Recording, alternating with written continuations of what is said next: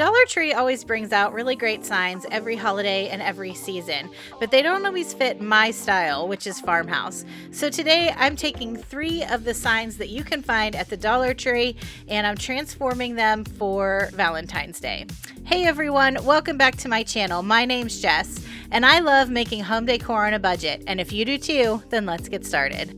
The first sign that I picked out was this heart-shaped sign, and I loved that it had an opening in the center, and I knew it would be perfect to use with my favorite thing from the Dollar Tree, the car wash cloth. The great thing about this sign is the love that's in the center is just made out of really thin cardboard, so it was really easy to peel off the front of the sign. I laid the sign face down on my car wash cloth and I started cutting around the outside. I wanted to make sure that I left about 1 inch to 1.5 inch gap around the outside of the heart because I wanted to fold that fabric over, so I needed enough to glue into place.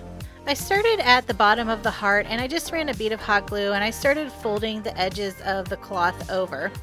Every time I came to a part that was really curved, in order to take the bulk out, I would just cut a little slit with my scissors and then glue each side of the flap down. And then that way it didn't get too bulky on the back side of the heart. And I just kept doing that the whole way around. Every time I came to a part where it seemed like it was going to fold over on itself, rather than letting it fold over, I would just cut a little slit, and that took out a good bit of the bulk. There was still a little bit there, but because this was the back side, I wasn't too worried about it.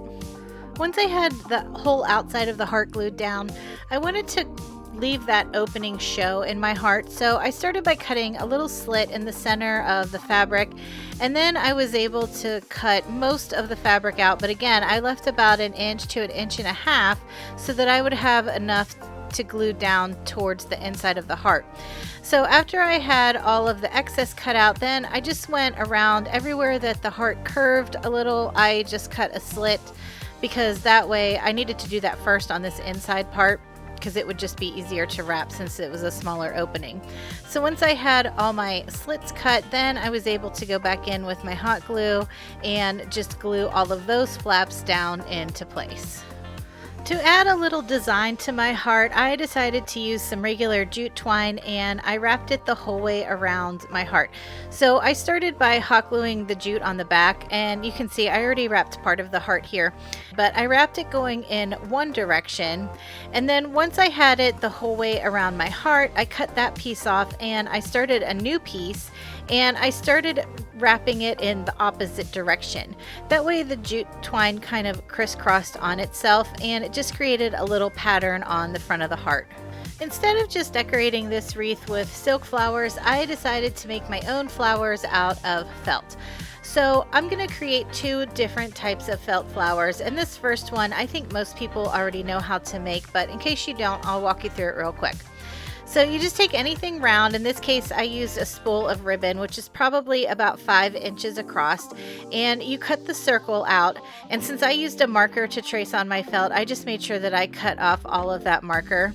Then starting on the outside of the circle, I just start spiral cutting it the whole way down until I get to the center of the circle. So the great thing about these flowers is you don't have to worry if your lines aren't perfect. You just want to try to make sure that the space you cut around the spiral is about the same the whole way around. So in this case, you can see once I got it started, it's about 1/2 inch thick the whole way till you get to the center.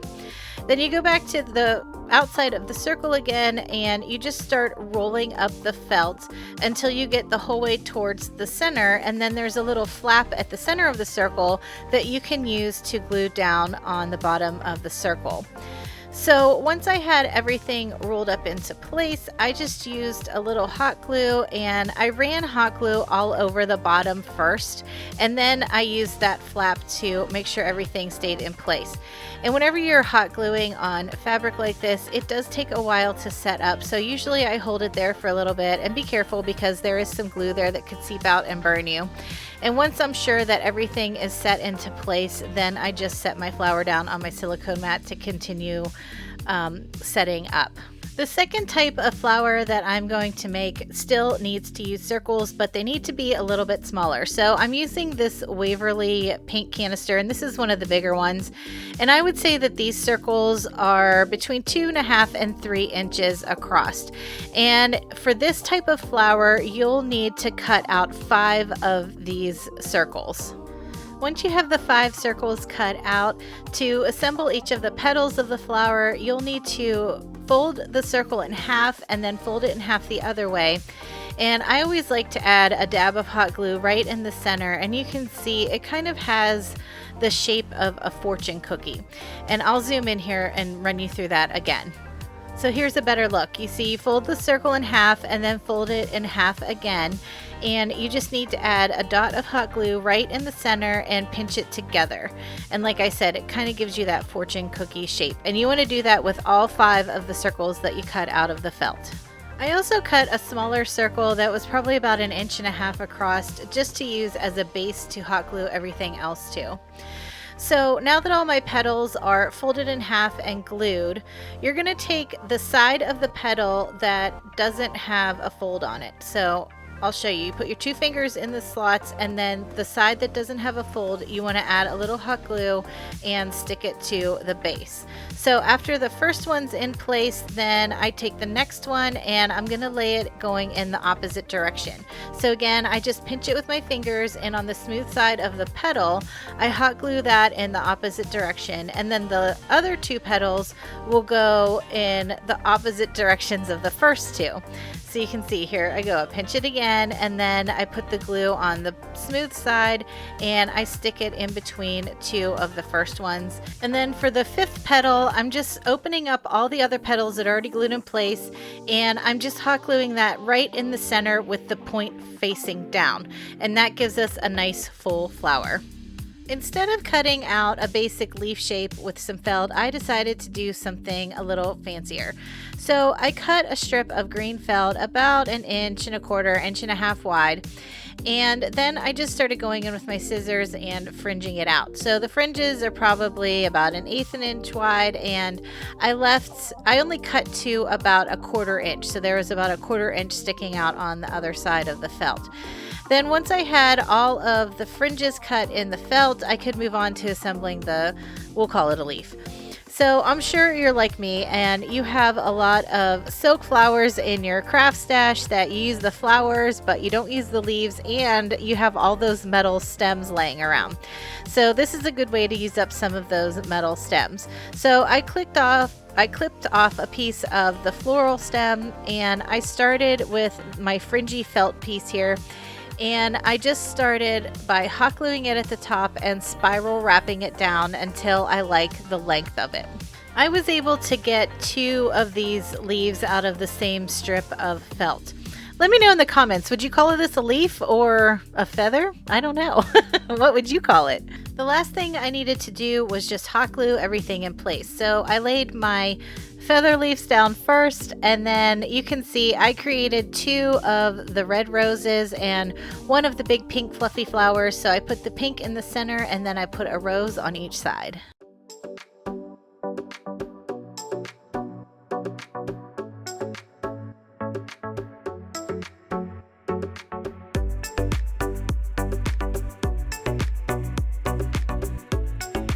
I would really appreciate it, and it would help my channel if you gave this video a big thumbs up, and make sure you're subscribed if you haven't already. And come follow me on Instagram at GlueLaLa. I try to post over there every day. The Dollar Tree always has these long signs out for every holiday and every season. And I was lucky enough, I still had 2 in my stash that have the grooves cut out in them. Sometimes they're just painted on, and you could use either type for this sign, but I just like the look that the grooves provide. So the biggest pain with these signs is trying to get the paper off the front. And because there are grooves in these signs, I really needed to get that paper off and not just paint over it, because I didn't want paint to fall inside of those grooves. So there's a couple of different ways you can get the paper off the front of these signs. I used to always use the wet washcloth method, where you would just soak a washcloth in warm water and lay it over the top and let it kind of soak down into that paper, and it would start to peel up, and then you could scrape it off with your scraper. but I found a new trick that made it a lot easier. I took out my mini clothes steamer and I just started steaming the whole sign. So I ran the steamer over some of the pieces here that you see I didn't get up yet, and I just kind of let the steam sit on there for a little, and then I was able to take my scraper and just slide it right underneath there, and it came off so much easier. So I actually got this little clothes steamer from Amazon, and I'll make sure, oh, I just got steamed up there. I'll make sure that I have this linked in the description box below. Now my signs are all nice and cleaned off, and because like I said, these ones have the grooves in them, and I knew if I glued the two signs together, it would look like there's a groove missing in the middle. So I wanted to recreate that groove. So I took some of these jumbo craft sticks from Walmart, and this will serve two purposes. So I'm using one craft stick just to act as a spacer. So you can see I kind of lined it up in between the two signs, and then I put some painter's tape down just to hold those in place. Then I took the craft stick and I ran hot glue along the top and the bottom of the craft stick and laid it right over that gap. So that way the craft stick will hold the two signs together, and it'll also create a base underneath there to look like another groove. So it'll look like, instead of this being two signs, it'll look like it was just one sign, and the grooves go the whole way down through the sign. So now you can see it looks more cohesive because you can see all the grooves that were in the sign, and there's a center groove as well. So before I started painting the entire sign, I decided I wanted to make sure that these grooves really stand out. So I took my ink colored chalk paint by Waverly and a really fine tip brush, and I just started getting the paint inside the grooves. I wasn't too worried if there was paint on the top. I wanted to make sure that most of it was in the grooves, but it was okay if a little bit came over the top, because after I had the entire groove filled with paint, then I went through with a baby wipe and I just started wiping up the excess paint that had settled on the top of the sign. But because this ink chalk paint is really pigmented, it kind of acted as a stain, which was okay because I knew I was going to cover it up anyway, but you could still see some darker streaks even after I wiped it away. And that was okay because my main goal was just to make sure that these grooves really stood out against the paint job. After the dark paint had dried, I started in with my white chalk paint. Now, I was pretty light-handed with this brush because I wanted to make sure that none of that white paint really settled into those grooves. I wanted it to be just on the surface. So I guess this is probably what you would call a really heavy dry brushing, because I did leave some of the wood show through, and I wanted to make sure that there were a lot of variations in the color. So it wasn't just a solid coat of white. It kind of had that wood look to it because I was leaving some of the brush strokes in. I used my Cricut to create the stencils I needed for this sign. So I cut out the letters L, V, and E because I was going to do something different for the O. Which I had never done before. I never used my Cricut to make a stencil before, and it was really fun and easy. I just used some of the removable vinyl. I mixed together two colors of brown paint because the one brown I had I thought was too light, and the other brown I thought was too dark, so I just mixed them together. So once I had all three of my letters in place, then I could move on to making my O. I took a piece of pink cardstock and I cut out a heart shape that would fit in with the size of the letters on my signs.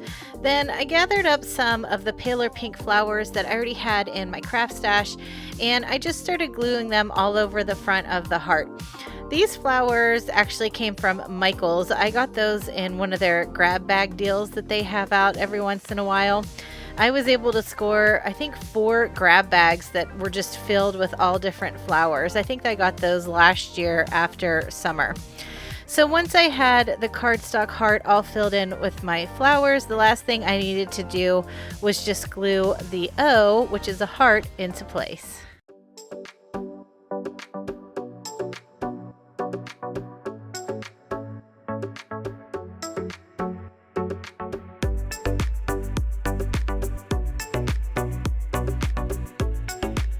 When I saw these wooden envelopes at the Dollar Tree, I knew right away that I wanted to give it a little facelift. I started by giving the whole envelope 2 coats of the white chalk paint. I had to do 2 pretty thick coats because the colors were kind of bold and I wanted to make sure they were really covered up. After my paint was dry, I used the Crafter's Square paint pen from the Dollar Tree, and I just started doing dashed lines across the body of the envelope. I didn't bother putting any of the dashed lines on the top flap of the envelope because I knew I was going to cover that up.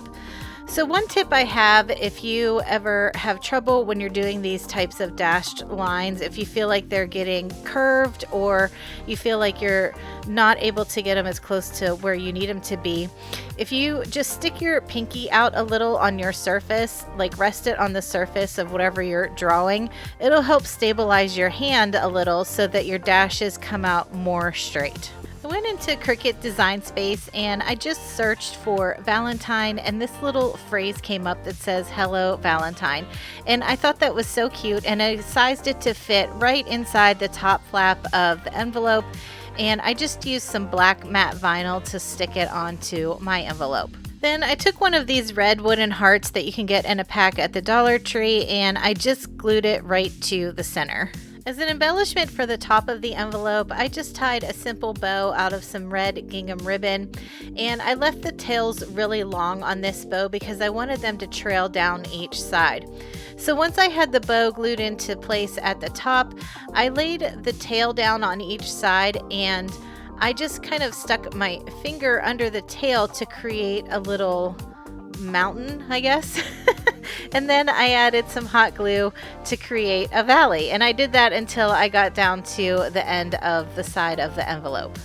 I also made sure that I dovetailed both ends of the ribbon just to give it a finished look.